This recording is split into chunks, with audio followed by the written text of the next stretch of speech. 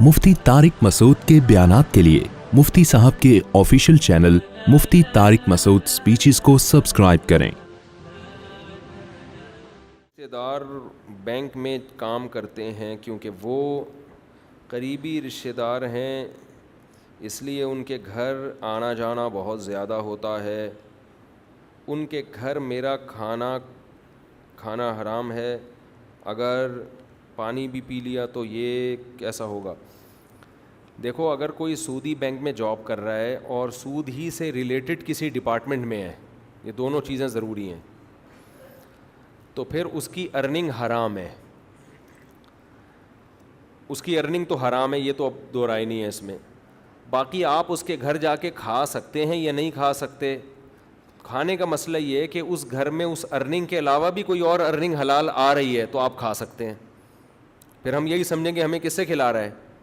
حلال سے کھلا رہا ہے۔ پھر اس میں تفتیش کرنے کی بھی ضرورت نہیں ہے کہ وہ والے پیسوں سے، جب آپ دیکھ لیں کہ اس گھر میں اور بھی سورس آف انکم ان لوگوں کی ہے تو امید یہی ہے کہ ہمیں حلال سے کھلا رہا ہوگا، پھر زیادہ تفتیش نہ کریں۔ لیکن اگر ایسا کچھ نہیں ہے، حرام ہی آ رہا ہے اس گھر میں، غالب آمدن حرام ہے، بہت حلال ہے تو بہت تھوڑا سا ہے وہ، تو پھر اس گھر میں آپ کے لیے کھانا جائز نہیں ہے۔ پانی اگر گورنمنٹ کا آ رہا ہے، لائن کا پانی استعمال کر رہے ہیں تو وہ تو پی سکتے ہیں، لیکن اگر خرید کے پی رہے ہیں تو وہ بھی کیا ہے؟ حرام ہے۔ اور اس میں لوگ یہ کہتے ہیں کہ رشتہ داری ٹوٹ جائے گی، تو دیکھو، رشتہ داری شرعی حدود کے اندر رہتے ہوئے جوڑنا لازم ہے، اس میں شرعی حدود کو کراس کرنے کی اجازت نہیں ہے۔ بعض لوگ دل جوڑنے کے لیے حرام کھا لیتے ہیں تو یہ غلط ہے۔ آپ کسی کا دل رکھنے کے لیے حرام نہیں کھا سکتے، نہ کسی کو تبلیغ کرنے کے لیے حرام کھا سکتے ہیں کہ یار میں اس کو دین کے قریب کرنا چاہتا ہوں تو کوئی بات نہیں۔ اب کوئی شراب پی رہا ہو، آپ کہہ چلو یار 2 گھونٹ میں بھی پی لوں تاکہ تھوڑا سا کلوز ہو جائیں ہم آپس میں، تو یہ تھوڑی جائز ہے۔ وہ جتنا مرضی مائنڈ کر جائے، آپ نے نہیں کھانا، تو حرام ہے، وہ کسی کے لیے بھی اجازت نہیں ہے۔ بعض لوگ غلو کرتے ہیں جوڑ پیدا کرنے کے لیے کہ تبلیغ کا اثر ہمارا ہوگا، محبت ہوگی تو چلو بینک میں میرے ماموں ہیں تو میں پیپسی پی لوں ان سے، یہ نہیں ہے جائز۔ آپ جوڑ پیدا کرنے کے لیے شریعت کی باؤنڈری کو کراس نہیں کر سکتے۔ ہمارے حضرت فرمایا کرتے تھے کہ میں کسی کا دل جوڑنے کے لیے اللہ سے رشتہ نہیں توڑ سکتا، اللہ کا رشتہ پہلے، مخلوق کا رشتہ بعد میں۔ دوسری بات یہ ہے کہ یہ ضرور کیا جا سکتا ہے کہ اگر کہیں آپ پھنس گئے، آپ گئے اور کھانا سامنے لا کے رکھ دیا، تو اس میں آپ، یہ شریعت میں اس کی اجازت ہے کہ آپ یہ نیت کریں کہ اس کھانے کے پیسے میں صدقہ کر دوں گا، کیونکہ حرام واجب التصدق ہوتا ہے۔ حرام کیا ہوتا ہے؟ یا تو وہ چیز صدقہ کی جائے یا اس کے پیسے۔ حرام کے پیسے بھی اگر صدقہ کر دی جائیں تو وہ چیز جائز ہو جاتی ہے، سمجھ رہے ہو؟ جیسے آپ کے ماموں یا چاچو یا کوئی بھی سودی بینک میں سود سے ریلیٹڈ ہی کسی کام میں انوالو تھے، جاب کر رہے تھے، ان کو تنخواہ ملتی تھی، انہوں نے آپ کو ایک موبائل گفٹ کر دیا، تو آپ پر لازم تھا کہ وہ موبائل کیا کریں؟ صدقہ کریں۔ حرام ہے نا، حرام کا مصرف ہے صدقہ، تو عین موبائل صدقہ کرنا لازم نہیں ہے، آپ اس موبائل کی قیمت بھی صدقہ کر سکتے ہیں۔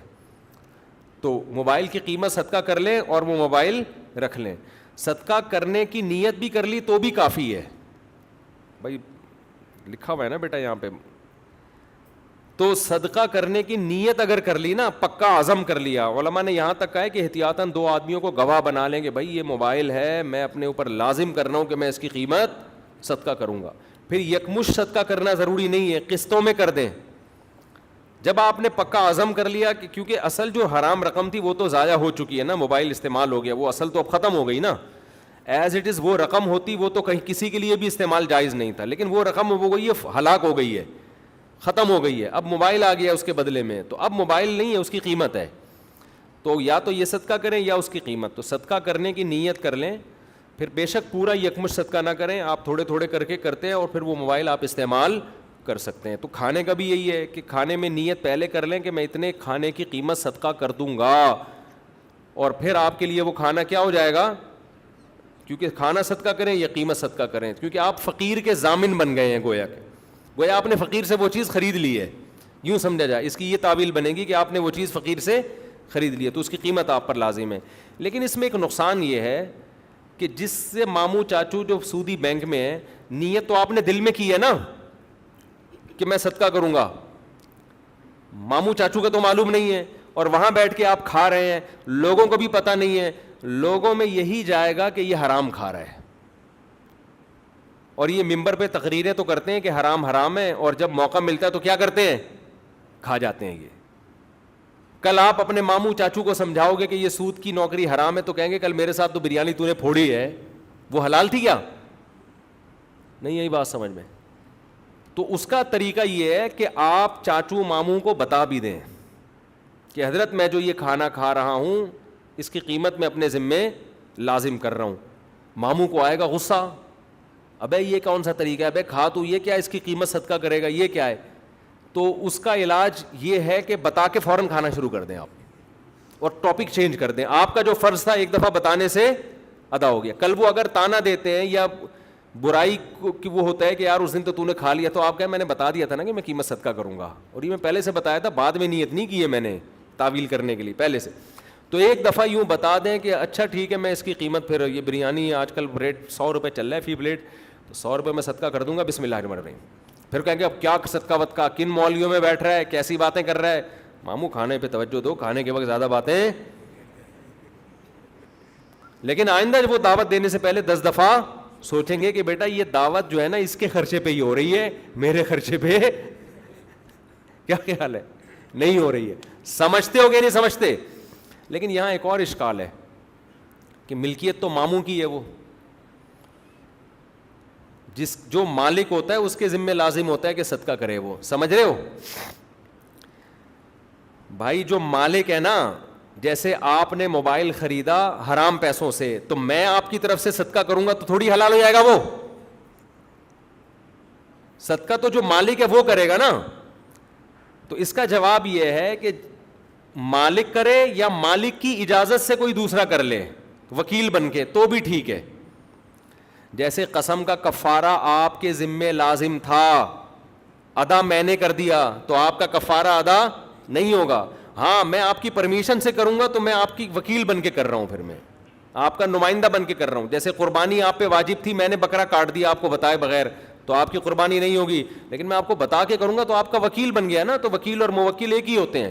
تو اس لیے ماموں کو جب آپ نے بتا دیا تو آپ یہ بتائیں کہ ماموں میں آپ کی طرف سے بریانی کے پیسے صدقہ کر دوں گا, یہ کہہ کے کھا جائیں آپ کی طرف سے. سمجھتے ہو گے نہیں سمجھتے. تو یہ وکالت ہو جائے گی, وہ خاموشی بھی رضا سمجھی جائے گی, اچھا ٹھیک.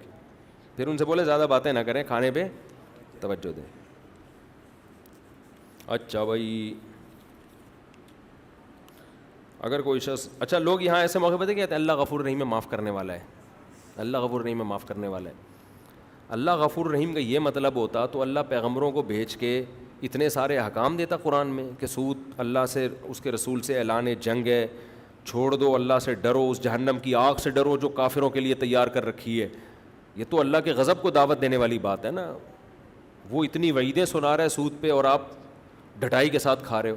آپ کا باپ آپ کو منع کر رہا ہے بیٹا یہ کام نہیں کرو, یہ کام نہیں کرو, یہ کام نہیں کرو, مجھے بہت غصہ آتا ہے. آپ کہتے ہیں ابا ہمیں پتہ ہے آپ بہت رحم دل ہیں, جا کے کر لیں وہ کام.